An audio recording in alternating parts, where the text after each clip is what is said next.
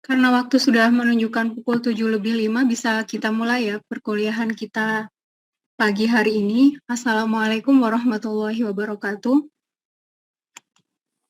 Waalaikumsalam warahmatullahi wabarakatuh. Recording in progress. Oke, di minggu kemarin kita sudah belajar mengenai pendahuluan dari metabolisme ya. Kemarin kita juga sudah membahas kalau metabolisme itu dapat dibagi menjadi dua, ada katabolisme dan juga anabolisme. Katabolisme merupakan proses penguraian, sedangkan anabolisme merupakan proses pembentukan. Nah, hari ini kita akan mempelajari salah satu contoh dari proses katabolisme, yaitu katabolisme karbohidrat yang meliputi glikolisis, siklus asam sitrat, dan rantai transport elektron. Nah, selanjutnya saya persilahkan kepada Ashifa dan Devi untuk menyampaikan hasil diskusinya. Silakan.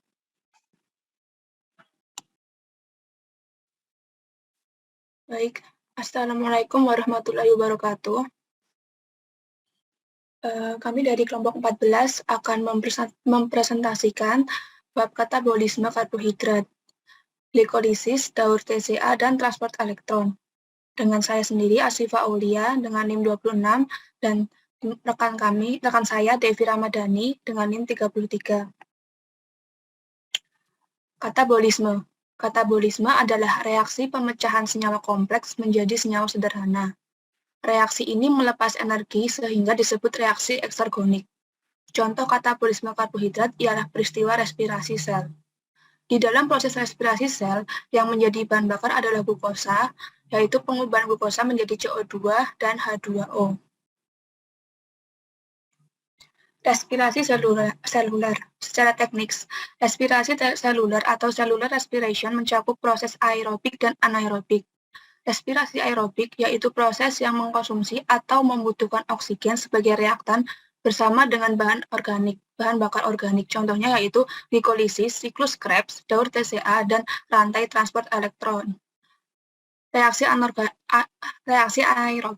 anaerobik yaitu proses yang menggunakan zat selain oksigen sebagai reaktan dalam suatu proses yang serupa yang menghasilkan energi kimia tanpa mengubah oksigen. Contohnya ada fermentasi alkohol dan fermentasi asam laktat.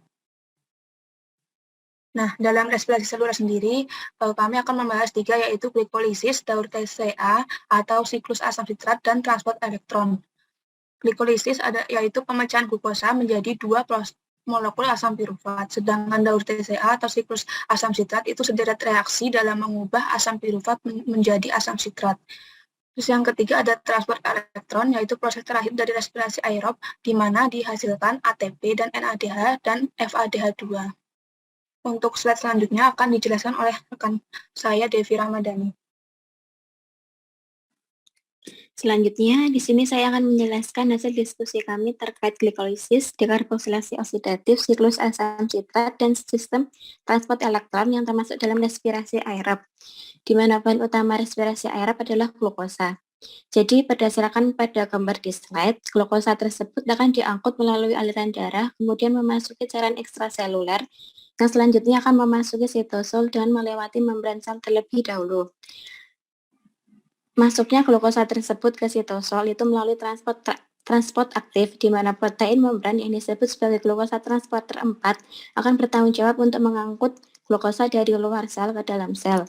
Ketika glukosa ini masuk ke dalam sel, maka akan terjadi tahapan respirasi aerob yang pertama, yaitu glikolisis, di mana pada proses glikolisis ini, glukosa akan dipecah menjadi asam pirufat yang terjadi di dalam sitosol. Asam pirufat yang dihasilkan itu kemudian akan memasuki mitokondria dan diubah menjadi asetil koenzim A melalui reaksi dekarboksilasi oksidatif. Selanjutnya, asetil koenzim A ini akan memasuki siklus asam sitrat yang mengubah asam pirufat menjadi asam sitrat. Kemudian proses terakhir dari respirasi aerob ini akan menghasilkan ATP atau adenin trifosfat yang merupakan senyawa berenergi tinggi. Sehingga mitokondria ini dikenal sebagai organel penghasil energi yang merujuk pada penghasilan ATP dari proses respirasi aerob. Next. Selanjutnya kita membahas satu-satu mengenai respirasi aerob. Yang pertama adalah glikolisis yang berlangsung di sitosol, di mana terjadi oksidasi glukosa menjadi 2 molekul asam pirufat atau terjadi proses pemecahan 1 molekul glukosa menjadi 2 molekul asam pirufat dengan menghasilkan 2 NADH dan 2 ATP. Mekanisme reaksi glikolisis ini terbagi menjadi 2 tahapan, yaitu yang pertama tahapan pemecahan glukosa menjadi 2 molekul gliseraldehyde 3 fosfat dan tahap kedua tahap pengubahan gliseraldehyde 3 fosfat menjadi asam pirufat. Next. Tahapan reaksinya mungkin bisa dilihat di slide. Pada tahap pengubahan glukosa menjadi glukosa 6-fosfat, ketika glukosa masuk ke dalam sel akan difosforilase oleh enzim heksokinase melalui reaksi fosforilase, di mana terjadi penambahan gugus fosfat pada suatu molekul glukosa. Gugus fosfat dalam hal ini berasal dari ATP atau adenin trifosfat, sehingga dari yang tadinya berupa ATP, karena satu gugus fosfatnya ditambahkan ke dalam molekul glukosa, maka berubah menjadi ADP atau adenin difosfat. Selanjutnya terjadi perubahan glukosa 6-fosfat menjadi fruktosa 6-fosfat melalui reaksi isomerisasi dengan bantuan enzim fosfoglukoisomerase. Jadi antara glukosa 6-fosfat dengan fruktosa 6-fosfat memiliki rumus kimia yang sama tetapi strukturnya berbeda. Kemudian fruktosa 6-fosfat yang dihasilkan diubah menjadi fruktosa 1,6-bifosfat melalui reaksi fosforilasi seperti pada tahap nomor 3 di slide. Selanjutnya, fruktosa 1,6-bifosfat tersebut dipecah menjadi masing-masing 2 gula berkarbon 3 dengan bantuan enzim aldolase dan enzim isomerase yang mengubah dihidroksiasetam fosfat menjadi gliseraldehyde 3 fosfat. Sehingga reaksi ini menghasilkan 2 molekul gliseraldehyde 3 fosfat. Next.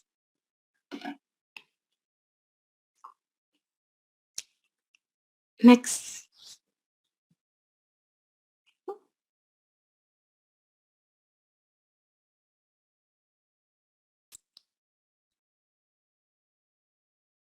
Next.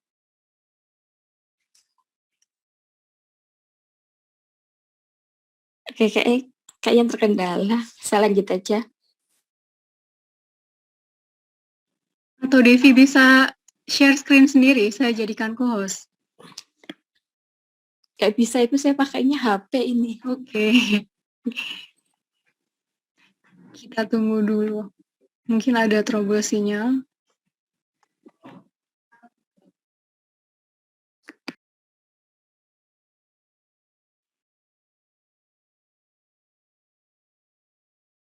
Oke, saya lanjutkan. Selanjutnya, 2 molekul gliseraldehyde 3 fosfat yang dihasilkan diubah menjadi 2 molekul 1,3-bifosfat gliserat dengan bantuan enzim gliseraldehyde 3 fosfat dehidrogenase melalui reaksi oksidasi dan fosforilase, yang kemudian diubah lagi menjadi 3 fosfat gliserat dengan bantuan enzim fosfogliserokinase dalam reaksi transport fosfat, di mana dalam reaksi ini terjadi penambahan gugus fosfat dari ADP menjadi ATP. Selanjutnya, 3 fosfogliserat diubah lagi menjadi 2 fosfogliserat dan mengalami dehidrasi menjadi fosfoenol pirufat dengan enzim enolase.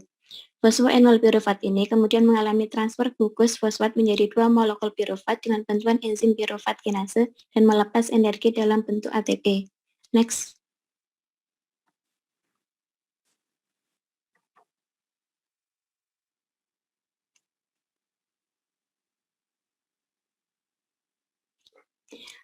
Sehingga secara keseluruhan, produk akhir dari tahapan glikolisis ini adalah 2 ATP, 2 molekul H2O, dan 2 NADH, di mana 2 ATP ini merupakan hasil dari penguraian 4 ATP dengan 2 ATP, di mana 4 ATP-nya diperoleh pada tahap ke-6 dan ke-9 yang masing-masing menghasilkan 2 ATP, sedangkan 2 ATP-nya diperoleh pada langkah 1 dan ke-3. Untuk 2 molekul H2O diperoleh dari langkah ke-8, dan 2 NADH dihasilkan pada langkah ke-5. Next. Selanjutnya adalah respirasi aerob yang kedua, yaitu siklus asam sitrat atau siklus Krebs. Dalam siklus ini, asam pirufat yang dihasilkan dalam reaksi glikolisis diubah menjadi asam sitrat. Namun pirufat diubah terlebih dahulu menjadi asetil koenzim A melalui rentetan reaksi yang dikatalisis dengan enzim kompleks pirufat dehidrogenase. Daur siklus Krebs ini terdiri dari 2 tahapan, yaitu tahapan persiapan atau dekarboksilasi oksidatif dan tahapan siklus Krebs. Next. Dalam tahapan dekarboksilasi oksidatif, 2 molekul asam pirufat masuk ke mitokondria dan diubah menjadi 2 molekul asetil koenzim A. Disebut dekarboksilasi oksidatif karena dalam hal ini terjadi oksidasi dan kehilangan gugus karboksil menjadi karbon dioksida. Kemudian asetil koenzim A masuk ke dalam tahapan kedua, yaitu daur asam sitrat. Next. Dalam proses ini, asetil koenzim A akan bergabung bersama asam oksaloasetat membentuk asam sitrat, di mana reaksi seluruhnya dikatalisis oleh enzim. Siklus ini tidak hanya menghasilkan karbon, tetapi juga NADH, FADH2, dan ATP. Hal ini karena satu molekul asetil koenzim A yang masuk ke dalam siklus Krebs akan menghasilkan 3 molekul NADH, 1 molekul FADH2, dan 1 ATP. Next. Untuk tahapan siklus Krebs mungkin bisa dicermati di slide. Yang pertama, reaksi kondensasi aldol antara asetil koenzim A dan oksaloasetat yang menghasilkan sitrat serta hidrolisis. Kemudian sitrat diubah menjadi isositrat oleh enzim akonitase dengan dehidrasi menjadi cis akonitat. Kemudian terjadi rehidrasi menjadi isositrat. Selanjutnya isositrat yang dihasilkan dioksidasi menjadi oksalosuksinat yang memerlukan NAD+. Kemudian dekarboksilasi oksidatif alfa-ketoglutarat menjadi suksinil koenzim A oleh enzim alfa-ketoglutarat dehidrogenase kompleks. Next. Selanjutnya suksinil koenzim A dikatalisis oleh enzim suksinat kiokinase menjadi asam suksinat menghasilkan 1 ATP. Suksinat yang dihasilkan kemudian diubah menjadi fumarat dengan enzim suksinat dehidrogenase dengan koenzim DHase FAD. Selanjutnya fumarat diubah menjadi malat dikatalisis oleh enzim fumarase. Yang terakhir, malat diubah menjadi oksaloasetat dikatalisis malat dehidrogenase dengan koenzim DHase NAD+. Oke, next. Sehingga secara keseluruhan, produk akhir tahapan siklus asam sitrat ini menghasilkan 2 molekul asam sitrat, 2 NADH, 2 FADH2, dan 2 ATP. Untuk yang terakhir, mungkin tahapan transport elektron akan disampaikan kembali oleh teman saya, Ashifa. Baik, saya akan melanjutkan transport elektron. Transport elektron tersebut terjadi pada membran mitokondria. NADH dan FADH2 menghantarkan elektron ke sistem transport elektron yang digunakan dalam pembentukan air dari ion hidrogen dan oksigen. Seluruh energi yang dilepas selama tahap transport elektron digunakan untuk sintesa ATP melalui oksidasi fosforilasi. Jadi transport elektron tersebut itu terjadi dalam membran dalam, lebih tepatnya di kristal. Nah, saya akan menjelaskan proses mengubah NADH menjadi ATP. Mengubah NADH menjadi ATP diawali dengan NADH diuraikan menjadi NADH+, yang membuat elektron hasil reaksi ini akan masuk ke kompleks protein 1. Kemudian dikirim ke ubiquinon. Saat elektron melewati kompleks protein 1, hal ini akan memicu dipompanya H+ keluar menuju ruang antarmembran. Elektron dari ubiquinon dibawa melewati kompleks protein 3 ke sitokrom C. Saat melewati kompleks protein 3, hal ini juga akan memicu dipompanya H+ keluar menuju ruang antarmembran. Kemudian, dari sitokrom C akan dibawa ke matriks mitokondria melalui kompleks protein 4 dan mengeluarkan 1 atom hidrogen menuju ruang antarmembran. Selanjutnya, elektron akan diterima oleh molekul oksigen yang kemudian akan berikatan dengan 2 ion H+ membentuk H2O.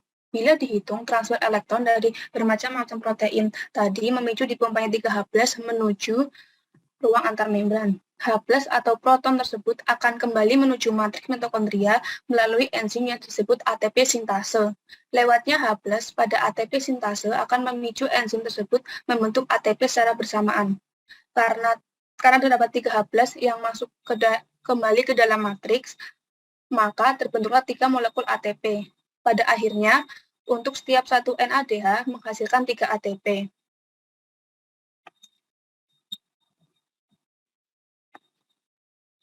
Nah, selanjutnya yaitu proses mengubah FADH menjadi ATP. Tahap pertama, FADH2 diuraikan menjadi FADH+, kemudian elektron masuk ke kompleks protein 2. Pada kompleks protein 2, tidak memicu dipompanya H+, keluar menuju ruang antarmembran.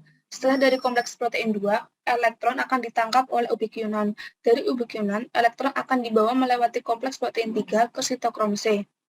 Saat melewati kompleks protein 3, akan dikeluarkan satu ion H+, menuju ruang antarmembran. Berikutnya, elektron dari sitokrom C akan dibawa ke matriks mitokondria melalui kompleks protein 4. Saat melewati kompleks protein 4, akan dikeluarkan juga satu H+, satu atom hidrogen. Selanjutnya, elektron kemudian diterima oleh molekul oksigen yang kemudian berikatan dengan ion H+ membentuk H2O. Setiap atom hidrogen yang terbentuk akan masuk ke dalam ATP sintase menjadi ATP.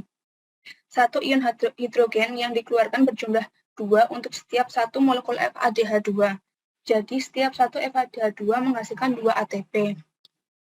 Transfer elektron terjadi sampai tahap diterimanya elektron oleh oksigen yang merupakan aseptor elektron terakhir. Sedangkan untuk proses pembentukan ATP oleh enzim ATP sintase tersebut dinamakan kemiosis. Nah, berikut rangkuman dari tahap-tahapan yang tadi kita jelaskan. Tabel tahapan proses katabolisme. Tahapan glikolisis tempatnya di sitoplasma, substratnya itu C6H12O6, hasilnya itu 2 ATP, 2 asam pirufat, 2 NADH. Tahapan dekarbosilasi oksidatif tempatnya di mitokondria, substratnya asam pirufat glukosa, hasilnya asetil koenzim A, 2 NADH. Tahapan siklus asam sitrat tempatnya di matriks mitokondria, substratnya asetil koenzim A, hasilnya 6 NADH plus 2 FADH2 plus 2 ATP.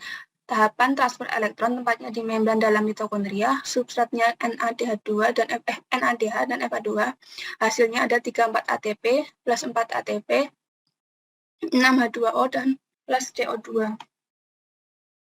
Nah, di sini saya akan menjumlahkan keseluruhan ATP yang dihasilkan dalam respirasi aerob.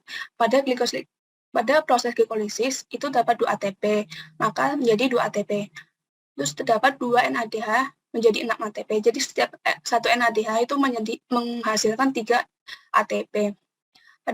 Pada proses dekarboksilasi oksidatif menghasilkan 2 NADH menjadi 6 ATP. Sedangkan siklus Krebs 6 NADH menjadi 18 ATP. Sedangkan 2 FADH2 itu menghasilkan 4 ATP karena 1 FADH2 itu menghasilkan 2 ATP. 2 ATP menjadi 2 ATP, totalnya menjadi 38 ATP. Nah, biasanya itu dalam sumber-sumber itu disebutkan hasilnya itu 36 ATP. Kenapa disebut 36 ATP? Karena 2 ATP tersebut digunakan untuk menembus mitokondria. Karena pada glikolisis sendiri itu jadi di dalam sitosol, sedangkan yang lain itu berada di mitokondria, sehingga diperlukan energi untuk menembus mitokondria. Jadi total dari respirasi aerob menjadi 36 ATP. Baik, sekian dari kami. Terima kasih. Terima kasih atas presentasinya yang sangat lengkap. Jadi sebenarnya kalau ingin mempelajari lebih dalam, harusnya setiap siklus itu kita pelajari di satu pertemuan ya. Jadi harusnya ini dijadikan 3 pertemuan, tapi untuk simplifikasi makanya kita jadikan 1 pertemuan. Nah, tadi sudah dijelaskan oleh rekan kalian, Ashifa dan mohon maaf saya lupa satunya, terkait katabolisme glukosa. Jadi dari bagaimana proses mengekstraksi ATP dari glukosa. Nah, untuk mengekstrak ATP ternyata glukosa itu harus melalui 3 macam tahapan, yaitu glikolisis, siklus asam sitrat, dan juga ada lagi sebelum siklus asam sitrat, dia harus mengalami reaksi dekarboksilasi oksidatif, baru masuk ke siklus asam sitrat, dan akhirnya diekstrak energinya dari FADH2, kemudian NADH2 menjadi ATP melalui proses rantai transport elektron. Nah, selanjutnya saya ingin share screen sebentar.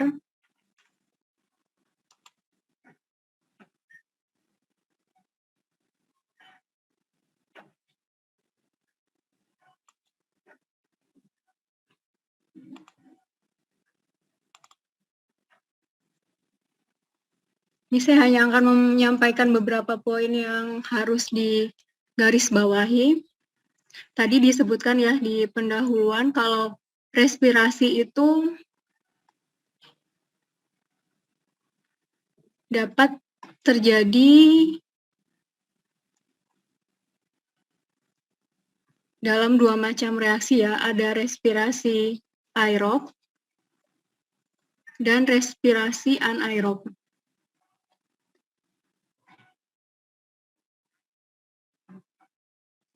Nah, tadi dari penjelasan rekan kalian, apakah ada yang sudah menangkap apa sih perbedaan respirasi aerob dan respirasi anaerob?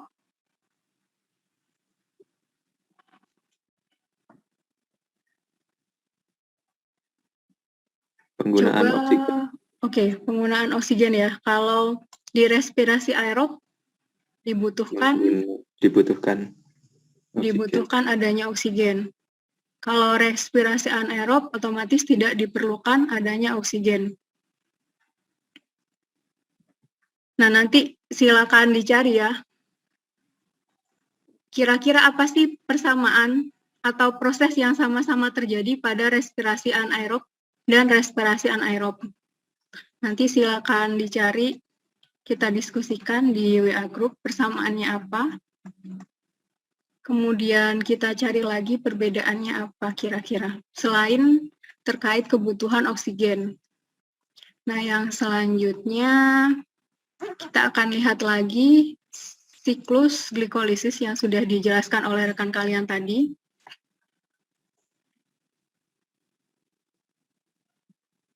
Nah, kemarin malam saya sudah mengirimkan file ya terkait regulasi dari metabolisme. Jadi kemarin kita sudah membahas kalau metabolisme setiap orang itu sebenarnya jalurnya sama ya.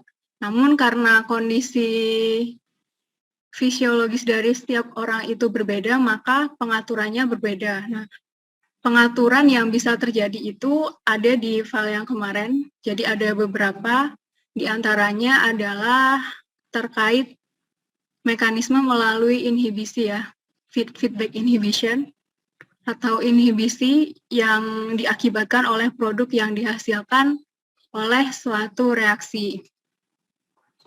Nah, tadi sudah dijelaskan oleh rekan-rekan kalian, jadi di dalam glikolisis itu, ini kita highlight ya, jadi di dalam glikolisis itu sebenarnya dia terbagi atas dua macam tahapan. Tahapan pertama,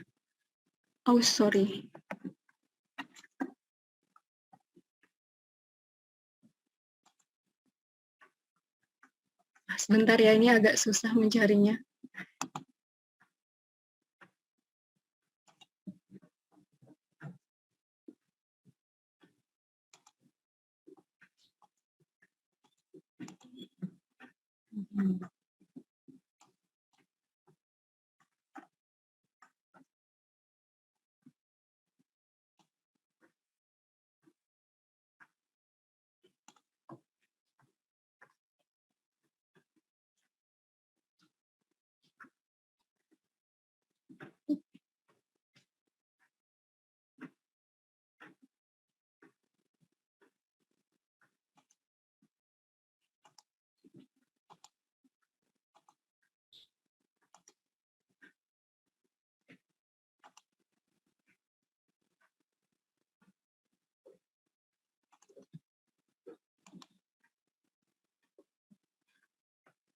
Ini kita ganti buku aja. Jadi di dalam glikolisis sebenarnya dapat dibagi menjadi dua tahapan. Yang pertama yaitu tahap persiapan, tahap preparasi dari mulai glukosa ini masuk melalui glukosa transporter, kemudian agar dia tidak dapat kembali lagi keluar sel, maka dia mengalami proses fosforilasi oleh heksokinase sampai di tahap ini ya, isomerisasi. Nah, sampai di sini tahapan ini disebut tahap preparasi. Nah, di tahap preparasi ini bisa kita lihat ya, tadi juga sudah dijelaskan oleh rekan kalian, di dalam tahap preparasi ini beberapa reaksi membutuhkan ATP. Nah, contohnya di sini, Di fosforilasi glukosa dibutuhkan ATP, jadi ATP itu nantinya akan dihidrolisis ya, melepaskan satu fosfor menjadi ADP, kemudian di tahapan fosforilasi yang kedua juga dibutuhkan ATP. Yang berarti di tahapan pertama ini, di tahap preparasi itu dibutuhkan 2 ATP. Nah, yang selanjutnya, tahapan yang kedua disebut tahapan payoff. Jadi payoff itu istilahnya kalau tahap pertama itu kita masih ngutang ATP-nya. Nah, di tahap payoff itu kita akan membayar hutang ATP kita. Nah, di sini bisa kita lihat ya, kalau pada tahapan ini dihasilkan 4 ATP. Nah, dari 4 ATP itu, yang 2 digunakan untuk membayar fase yang pertama ya, fase preparasi, maka nanti bisa di total ATP yang dihasilkan, total ATP yang dihasilkan dari glikolisis itu adalah 2 ATP, karena tadi sebenarnya 4 ATP, tapi digunakan untuk pembayaran di fase preparasi, makanya dikurangi 2 ya, jadi totalnya 2 ATP. Nah, di sini saya akan menunjukkan salah satu mekanisme pengaturan dari tahapan glikolisis. Jadi di sini ada 3 macam pengaturan ya. Pengaturannya itu ada di reaksi-reaksi yang sifatnya irreversible. Jadi di tahap fosforilasi ini ada mekanisme pengaturan, kemudian nanti silakan dilihat lagi ya reaksi yang irreversible yang mana. Nah, saya akan tunjukkan yang fase pertama ini saja. Jadi di dalam reaksi fosforilasi glukosa oleh heksokinase ada mekanisme feedback inhibition atau inhibisi oleh produk yang dihasilkan dari reaksi tersebut. Nah, apa sih tujuan dari mekanisme feedback inhibition ini? Jadi kita tahu ya saat kita mengunyah makanan yang mengandung karbohidrat tersebut akan mengalami serangkaian reaksi hingga akhirnya dihasilkan glukosa. Nah, glukosa itu akhirnya akan diserap oleh usus halus. Dari usus halus kemudian dia akan menuju pembuluh darah. Nah, di dalam darah itu dia akan dialirkan ke seluruh tubuh. Dialirkan kemana? Dialirkan ke organ-organ yang membutuhkan asupan glukosa. Nah, nanti di dalam uptake glukosa oleh sel itu nanti ada hormon yang mengatur ya, ada hormon insulin, tapi tidak akan kita bahas di sini. Nah, ketika suatu organ itu membutuhkan asupan glukosa, maka akan terjadi suatu mekanisme hingga akhirnya glukosa itu nantinya akan diuptake yang tadi sudah dijelaskan oleh rekan kalian oleh glukosa transporter. Nah, kapan uptake glukosa itu akan berhenti? Jadi uptake glukosa itu akan berhenti ketika ini glukosa 6-fosfat itu sudah cukup banyak dihasilkan. Jadi di dalam mekanisme feedback inhibition itu ketika suatu produk dari suatu reaksi itu terlalu berlebihan, jadi jumlahnya terlalu banyak, maka dia akan menginhibisi enzimnya. Nah, nanti bisa dicari mekanisme inhibisinya seperti apa. Jadi mekanisme inhibisinya itu, jadi heksokinase itu ternyata dia merupakan enzim allosterik. Kemarin harusnya sudah dibahas ya enzim allosterik itu seperti apa. Atau kalau belum bisa kita bahas di WA group. Jadi glukosa 6-fosfat itu akan mengikat sisi allosterik dari heksokinase sehingga heksokinase itu tidak aktif. Nah, kalau glukosa 6-fosfatnya sudah berlebih, jadi kan otomatis dia tidak membutuhkan uptake glukosa lagi, sehingga nanti uptake-nya akan berhenti. Karena selnya sudah terpenuhi kebutuhannya untuk menghasilkan ATP. Nah, itu salah satu mekanismenya seperti itu. Nah, dari glikolisis tadi dihasilkan selain ATP, selain NADH dihasilkan pirufat. Nah, pirufat ini merupakan itu ya senyawa dengan 3 karbon, nantinya dia akan masuk ke siklus asam sitrat, tapi sebelumnya dia akan mengalami dekarboksilasi oksidatif atau penghilangan CO2 ya, sehingga menjadi asetil-CoA baru masuk ke siklus asam sitrat. Nah, untuk mekanisme pengaturan siklus asam sitrat ini nanti kita akan bahas di hari Rabu ya. Nah, yang selanjutnya NADH, kemudian FADH2, baik yang dihasilkan dari glikolisis ataupun siklus asam sitrat, akan masuk ke rantai transport elektron. Tadi sudah diperlihatkan oleh rekan kalian. Untuk Ashifa bisa minta tolong untuk share screen lagi nggak? Di bagian rantai transport elektron tadi. Bagaimana NADH dan FADH2 akhirnya diekstrak menjadi ATP.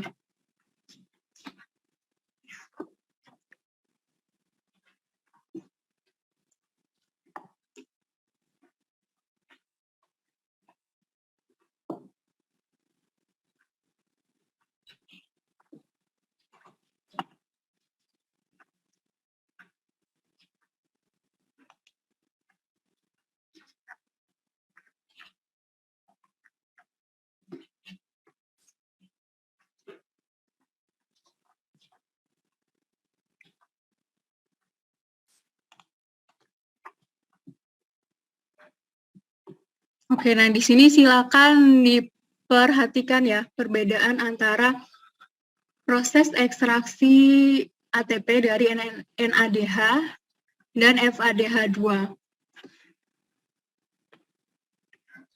Kira-kira kalau melihat sekilas bisa membedakan tidak ya? Perbedaannya apa? Ini yang NADH menjadi ATP, kemudian Ashifa bisa menggeser ke slide selanjutnya. Oh ya, nanti silakan di screenshot aja ya, kemudian dikirimkan WA grup, kira-kira perbedaannya apa. Nah, ini saya akan meng-highlight kembali yang terkait FADH salah satunya.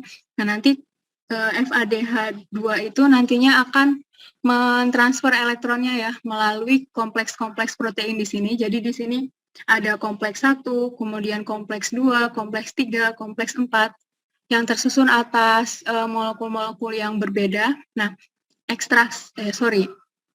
transfer elektron dari FADH2 menuju serangkaian kompleks protein ini dia memiliki implikasi lain ya. Jadi karena adanya transport elektron ini, maka ion H+ yang tadinya ada di matriks mitokondria itu akan dipumping, akan keluar melalui, kalau di FADH ini akan keluar melalui kompleks 3 dan juga kompleks 4 ya.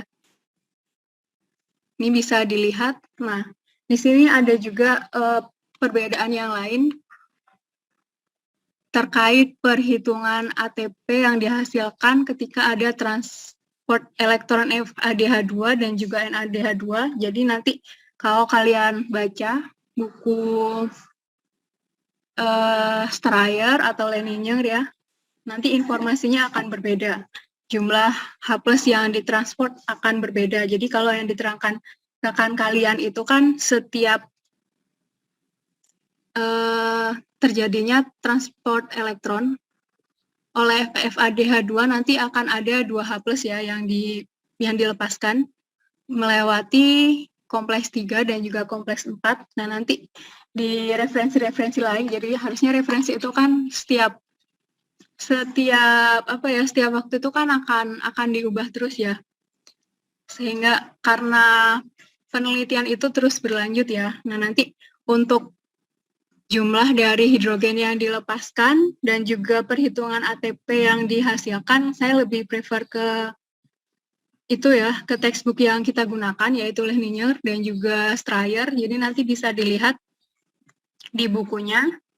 Nah, pada saat FADH2 itu mentransfer elektron dari satu kompleks ke kompleks lain, implikasinya adalah terdapat kalau di kompleks 3, kalau di buku Strayer, dikatakan kalau ada 2 H+ yang dikeluarkan. Nah, sedangkan pada kompleks 4 itu akan dihasilkan 4 H+. Nanti saya berikan catatannya, jadi ada perbedaan ya. Nah, kalau untuk perhitungan ATP-nya, jadi sama setiap 3H+ itu akan menghasilkan 1 ATP. Nanti kita bisa hitung lagi ya, hitung ulang. Nanti kalau di buku Strayer itu dikatakan biasanya ATP yang dihasilkan itu sekitar 30 sampai 32. Kalau di rekan kalian tadi 36 sampai 38 ya. Nah, untuk selanjutnya kita lanjutkan saja ya di WA Group untuk diskusinya. Kita akhiri dulu sesi Zoom kita pagi ini. Wassalamualaikum warahmatullahi wabarakatuh.